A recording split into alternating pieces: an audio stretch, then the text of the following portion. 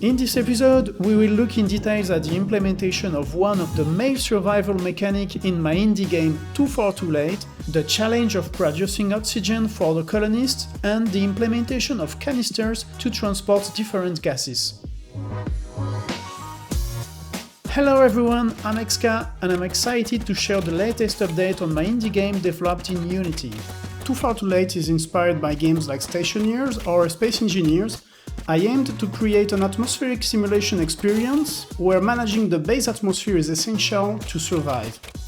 So, in this survival game, you will take on the role of a space colony engineer, tasked with base building on the Moon or Mars and surviving along the way. The game's atmospheric simulation is an important part of the project, and it will generate a very specific experience to the players.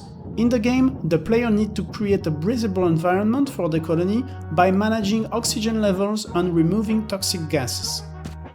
To help with this task, the game is providing some elements like pipes, vents, filters, pumps, etc. Lately, I've been working on the addition of gas canisters into the game. These canisters serve as portable containers for storing and transferring different gases. They were implemented as all the other generic items but some specificities.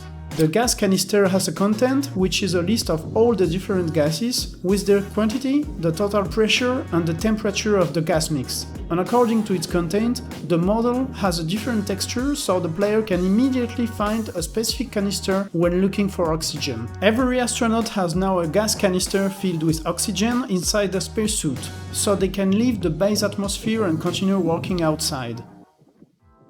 In one of the last devlogs, I introduced the needs systems for the characters. Oxygen has been implemented as one of the character's needs, along with sleep and endurance. And while the character can breathe inside the base or outside with a spacesuit, the oxygen need is met. When its oxygen canister is depleted, the needs value starts to decrease and trigger a task to solve the situation.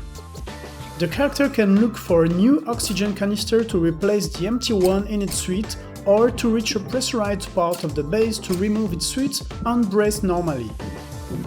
Later in the development, if the oxygen need is not met, the character could eventually die and the player will definitively lose one of their colonists. With the implementation of the canister, I had to implement different options to fill it. The easiest one was to modify the suit support, which can now be connected using pipes and a vent, so it can transfer the atmosphere from the base to the canister to refill it. This is the simple solution for a starting base, and it will not be the best solution for the player because the air in the base can contain other gases like nitrogen or a small amount of carbon dioxide. This air is sufficient to refill the canister, but since it also contains other gases, the air supply may not last very long. I'm working on another device to allow the player to filter out the oxygen from the base atmosphere, so they can use a pure oxygen canister and give more independence to astronauts when spending a longer time outside of the base. This way, the player can prepare their colony for any incident that can interrupt the oxygen supply. They can decide to craft many canisters and fill them with oxygen to secure their breathable air supply. Some devices have been reworked to use canisters now that this item is available. Specifically, the life support system, which is a device used to control the base pressure. This device now requires canisters filled with oxygen or any other breathable mix of gases to operate properly. The life support system has its own inventory to store these canisters, and it will pressurize the base using the gases from these canisters. Other devices have been reworked with better 3D models. The air quality analyzer, which is a component that displays an alert if the air of the base is not breathable, but also the hydroponic system, which has received improved lighting. With this update and the creation of the oxygen need, the production of oxygen is an important challenge for the player. The plants are an effective way to consume the carbon dioxide produced by the colonists.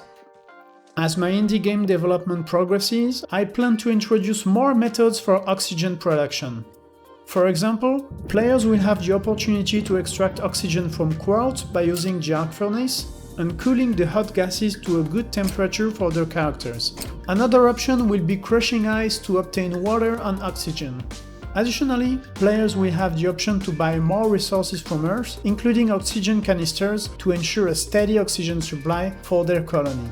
These alternatives will provide players with more flexibility and strategic choices in managing the oxygen needs of their base.